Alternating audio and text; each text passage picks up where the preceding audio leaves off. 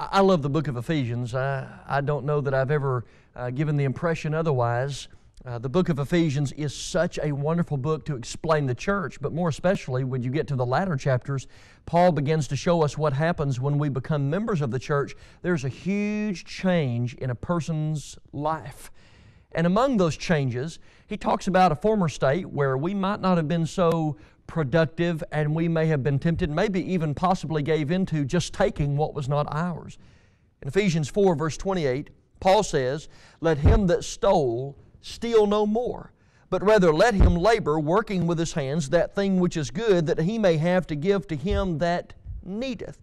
And notice in this passage that Paul puts labor in contrast with theft or taking what does not belong to us. And what a remarkable concept, because that's so foreign to the thinking of the people in our world today. So I want us today, in our session of In a Word, I want us to look at that word, labor.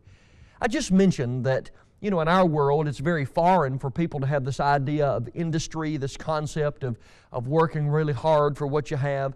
In 1 Timothy chapter 6 and verse 10, Paul says, "For the love of money literally is the root of all kinds of evil." And listen, our world revolves around a dedication to that principle of loving money.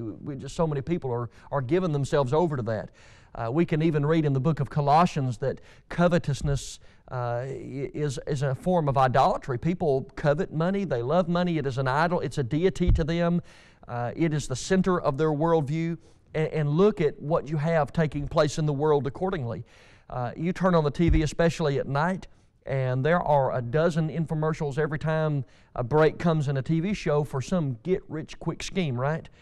Somebody's always got some scheme for making money. Maybe it's a real estate scheme where you send them money and they're going to show you how to make money overnight and you'll be a millionaire overnight. Or look how many people are playing the lottery. You see the billboards and the numbers go up and people just pour money into the lottery. They want to be rich, but they don't want to work for it.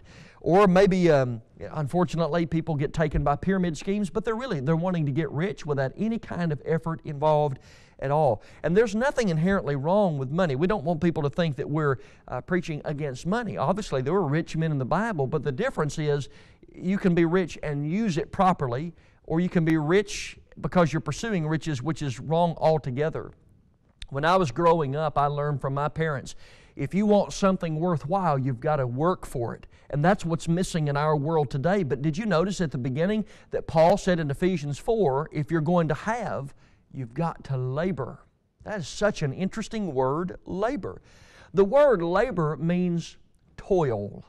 It really carries the sense of the process of becoming tired. In other words, whatever we're involved in, we give our all to it. We become weary by doing it. It carries the sense, one lexicographer says, of work and the attendant fatigue. In other words, we work until we are tired from working. We give ourselves fervently to the task. I want to give you an example. In Luke 5:5, you have Peter, and it says, "Simon answering said unto them, Master, we have toiled," the word here is labor, "we have labored all night, and have taken nothing. Nevertheless, at thy word, I will let down the net." Notice he worked all night long. Look at the length of time they worked. They worked hard. Even without getting anything back, they were still working. They were investing their blood, sweat, and tears into this project. That's the idea involved in labor. Now, I want you to notice this. In Revelation 14:13, John the writer gives one of the most beautiful verses in all of the Bible when he says, "And I heard a voice from heaven saying unto me, Blessed are the dead which die in the Lord from henceforth, yea, saith the Spirit, that they may rest from their labors, and their works do follow them." We sing in our church services and our worship services, "We'll work till Jesus comes." Do we really believe that? Because in the Bible, we are to labor. There is nothing worthwhile that comes easy or cheap. And Paul, even in a physical sense, was saying, now that we're changed people, let's make sure we work. Let's earn what we have.